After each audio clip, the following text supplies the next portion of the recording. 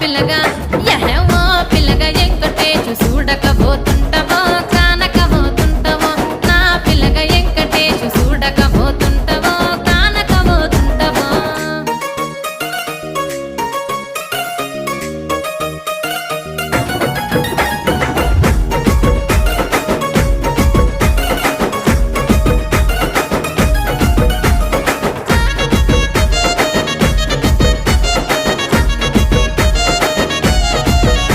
ఓయ్ కండ్లకు కాటుక వెడితే కన్యాకుమారిని నా